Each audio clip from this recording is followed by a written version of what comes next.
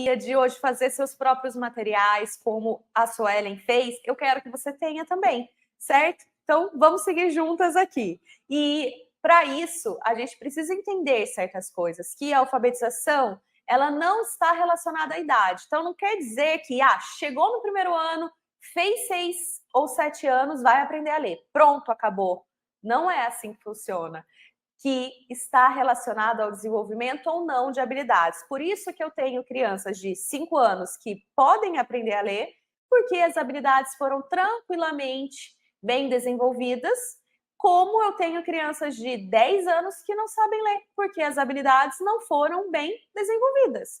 Então, vocês entendem que eu preciso, então, ensinar. A chave de tudo está no ensino.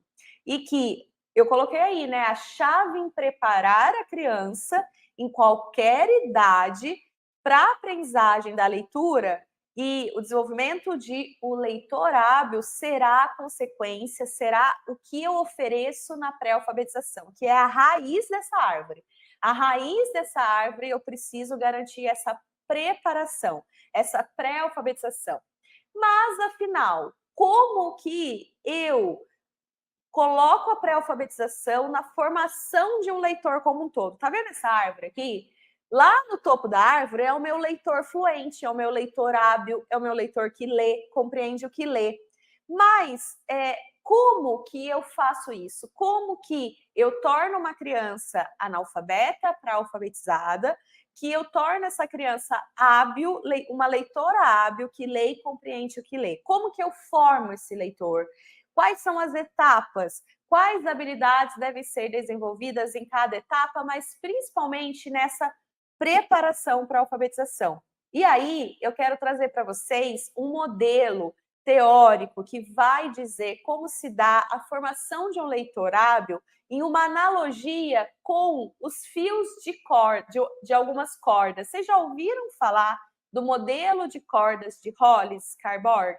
Este é um modelo de cordas e é importante que vocês me digam aí se vocês já ouviram falar isso. É um modelo de 2001. Escreve para mim aí no chat, já ouviram falar sobre esse modelo? Já ouviram alguma explicação sobre isso? Eu sei que sempre tem aluna minha aí no chat, elas acabam falando, eu aprendi com você. E exatamente, o que é essa teoria do modelo de aprendizagem da linguagem escrita e formação de um leitor hábil vai nos ensinar? É o seguinte, vocês estão vendo aí o modelo, deixa eu pôr um pouquinho maior, mas lembre-se que não se preocupem se vocês não conseguem ver, porque os slides serão compartilhados. Então, eu vou explicar para vocês, tá? Em geral, o que acontece? A gente tem um grande grupo, que é o grupo da compreensão da linguagem. Tudo que está aí em verdinho, verde água, sabe? Esse verde água. Então, essa compreensão da linguagem seria composta por vários segmentos, várias cordas. Então, várias cordas que vão se entrelaçando. Então, a gente tem aí 5 cordas. Na compreensão da linguagem, a gente teria, assim, coisas mais relacionadas à oralidade, à exposição da linguagem oral. Então, quando eu falo com a criança, quando eu converso com a criança, quando eu forneço informações para a criança, eu posso desenvolver nela alguns conhecimentos prévios. Então, a gente vai falar de uma maneira geral, conversando sobre os animais. Então, eu posso falar sobre os animais, que existem os animais que podem viver dentro de casa, que existem os animais que podem viver no zoológico, na floresta, que voam, enfim, na água, eu posso explorar. Então, a criança ela vai formando um conhecimento prévio sobre o mundo animal, certo? Ao mesmo tempo em que eu vou desenvolvendo um vocabulário. Então, eu vou falando outras palavras que ela não está acostumada, habituada a ouvir no dia a dia. Então, eu posso me valer de uma história, eu posso ler uma história em voz alta, e aí eu vou desenvolvendo esse conhecimento prévio, esse vocabulário, vou enriquecendo o vocabulário da criança, que é muito importante, porque quando ela for ler uma palavra lá na alfabetização, isso aqui eu já ouvi naquela história, eu já sei o que significa isso, eu já consigo acessar o significado, porque eu já tenho um vocabulário prévio, um conhecimento prévio sobre isso. Então, vocês conseguem entender que essa leitura em voz alta é uma prática que é muito rica, porque eu vou desenvolver isso. Muito bem. A criança também, quando a gente conversa com ela vai entendendo que a nossa linguagem tem uma certa estrutura, que tem uma certa organização, tem uma certa semântica, então tem uma sintaxe, que, por exemplo, quando eu falo nós vamos ao parque, eu não falo nós vai ao parque, não é mesmo? A criança vai aprendendo essa conjugação verbal de uma maneira que ela está exposta à compreensão da linguagem no seu dia a dia, com a leitura em voz alta. Isso é muito bem feito na educação infantil, né? A gente explora muito isso. A criança escuta muita história, brinca muito com as músicas e tudo mais, certo? Ela também, ao longo da vida, desses anos iniciais, de exposição à linguagem, ela vai desenvolvendo um certo raciocínio verbal, né? Então, ela vai tendo uma certa concatenação de ideias, né? Uma certa inferência das informações. Por exemplo, quando alguém diz para ela, eu estou com fome, ela já sabe, essa pessoa está com fome, logo ela precisa comer. Aí, de repente, ela já até oferece, olha, eu tenho uma bolacha aqui, você quer comer? Né? Então, ela vai inferindo certas informações a partir daquilo que você vai dizendo para ela, mais informalmente. E vejam que depois na leitura, na escrita, essa certa inferência vai sendo muito importante, né? Porque às vezes nem tudo está escrito de uma maneira explícita num texto, numa informação, mas como ela sabe que, quando eu digo isso, eu quero dizer outra coisa, ela consegue também compreender melhor aquilo que ela vai ler posteriormente. Então, tá vendo como a exposição à linguagem é muito importante. E essa exposição pode ser muito acidental, né? Com o dia a dia, com a rotina da sala de aula, com a leitura em voz alta de uma forma um pouco mais estruturada, mas ainda assim, isso é feito mais naturalmente, poderíamos dizer, né? Quando a criança está imersa em um ambiente que as pessoas conversam, um ambiente que as pessoas podem ler em voz alta, principalmente na escola, isso acaba acontecendo. E essas 5 áreas da compreensão da linguagem que eu falei para vocês, elas vão se conectando e formando uma corda, né, cada vez mais unida. Então, tudo isso vai se unindo, ao mesmo tempo que ela desenvolve vocabulário, ela desenvolve conhecimento prévio, ela desenvolve essa inferência e tudo mais, certo? Isso aí vai se conectando. Então, é como se a gente tivesse um grande grupo unido de compreensão da linguagem. Muito bem, só que não é só isso que forma lá no fim um leitor hábil, aquele leitor que lê e compreende o que lê. Não basta essa exposição oral, não é mesmo? Porque, afinal, agora ela vai ter que lidar com uma outra estrutura que não é mais oral, é uma estrutura escrita. Ela vai ter que lidar com a capacidade de reconhecer as palavras que estão escritas em um papel. Então, ela vai ter que, agora, ser capaz de reconhecer palavras. E essas 3 áreas do reconhecimento de palavras são os 3 fios que estão aí em amarelinho. Neste reconhecimento de palavras, a gente tem habilidades que não são naturais e que não são desenvolvidas somente com a leitura em voz alta, por exemplo, com a exploração de músicas, com a conversa no dia a dia.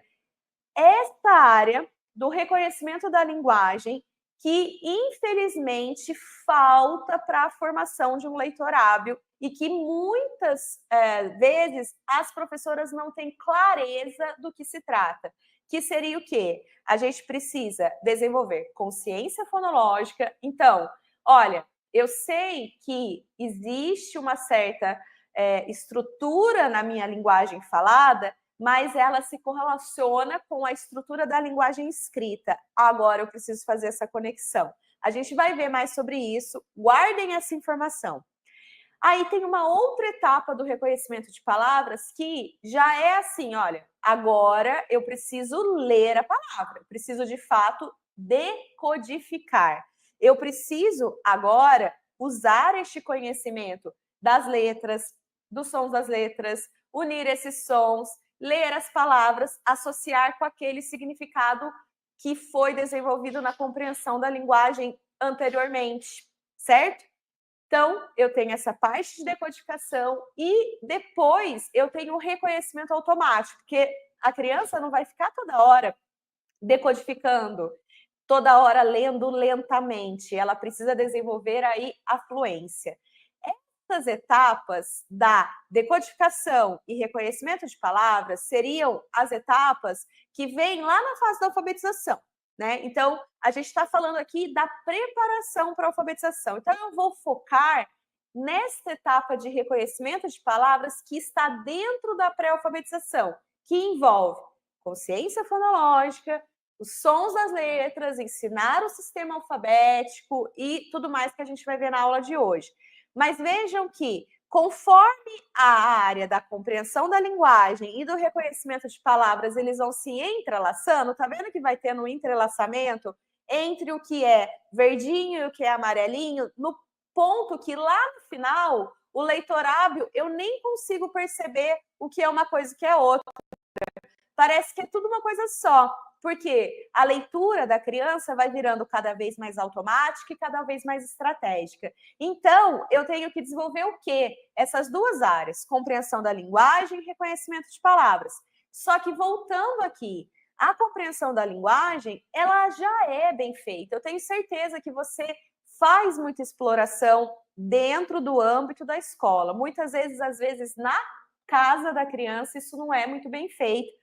A gente vai conversar sobre isso também nesta aula, tá? Eu vou trazer um alerta aqui para vocês. Mas, do ponto de vista pedagógico, que lhe cabe na escola, você já deve fazer isso. Leitura em voz alta, contação de histórias, conversas, roda de conversas, música, brincadeira no parque, isso tudo já é feito. Agora, o reconhecimento de palavras que mora o perigo. Muitas vezes a gente não faz isso. E por que a gente não faz? Quais são essas etapas para alcançar esse reconhecimento de palavras? Então, eu preciso ter claro duas coisas, que para reconhecer palavras, não basta eu pensar assim, olha, as palavras são formadas por letras, então eu vou ensinar o alfabeto. A, B, C, D. Vamos lá, vamos soletrar nome de letra. Vamos memorizar o alfabeto, vamos nomear as letras. Não, não é isso. A alfabetização, ela não começa com o ensino do alfabeto. Então, o reconhecimento de palavras não é simplesmente ou colocar o alfabeto e nomear, e também não é eu colocar imagem em palavra e achar que a criança está reconhecendo, associando a imagem com a palavra. Aquela famosa maneira, né, de sempre ter uma figura associada à palavra e assim a criança estabelece o que está escrito ali pela pista visual. Não, isso não é reconhecer palavra. Por quê? Conforme ela for avançando na alfabetização, é claro que ela vai ter cada vez mais contato com palavras que não vão ter figuras, não é mesmo? Conforme o tempo passa, ela vai tendo textos e textos e textos, e ela tem que conseguir entrar ali e ler cada uma das palavras com precisão. Ela não pode depender de pista visual para leitura, porque isso não é ler, isso é ver figuras, não é mesmo? E uma criança pequena consegue ver figuras, mas não consegue ler, porque eu preciso fazer esse ensino, certo? E aí também, mais uma vez, a alfabetização não está relacionada à idade, mas ao desenvolvimento de habilidades. Então, para reconhecer palavras, eu preciso ensinar como se reconhece palavras, independente da idade. A partir de 4, 5 anos, eu posso começar a ensinar isso. Tá, mas Mari, vamos finalmente entrar nessas habilidades preditoras que estão lá na pré-alfabetização, que ajudam o quê? Aqui, olha, nesse reconhecimento de palavras. Quais são essas habilidades? E de onde você tirou que existem essas habilidades? Aí eu apresento para vocês um documento que chama NELP, o National Early Literacy Panel de 2008. Foi um documento que concluiu, né, fez a conclusão, documentou as conclusões advindas de um painel formado por centenas de especialistas que selecionaram, gente, 8.000 artigos da área da aprendizagem da leitura. E desses 8.000 artigos, eles elencaram 500 que foram selecionados para uma análise mais refinada para entender e identificar quais eram as habilidades prévias mais relevantes para as crianças desenvolverem e que se correlacionavam com o sucesso posterior na alfabetização. Ou seja, o que eu preciso ensinar na pré-alfabetização, que foi identificado nesses 500 artigos selecionados, e que eu devo ensinar desde a preparação da alfabetização para que, lá na fase da decodificação de palavras, da aquisição do reconhecimento automático de palavras, a criança leia melhor e se forme como um leitor hábil. Então, quais foram essas habilidades? E essas habilidades, então, foram identificadas nesse painel. Então, como eu disse para vocês, não é coisa da minha cabeça. Eu não vim aqui um belo dia e falei, olha, eu acho que isso é legal, isso é bonitinho, isso é divertido, isso aqui a criança precisa saber. Não é acho. E isso é muito importante porque hoje em dia a gente tem, ao mesmo tempo, muita informação, mas a gente tem muita informação baseada em opiniões pessoais, em achismos. Então, assim, eu acho que isso é legal. Vejam que eu não estou falando o que eu acho, eu estou trazendo para vocês um modelo de teórico de aquisição e de formação de um leitor hábil, que é esse modelo de cordas, e eu estou trazendo um documento com 500 artigos analisados que elencaram, né, que elencou ali as habilidades que vão fortalecer e vão permitir que a criança reconheça as palavras a partir da pré-alfabetização. Então, vamos finalmente ver de forma mais estruturada quais são essas habilidades. Então, quais são as etapas que as crianças precisam passar para alcançar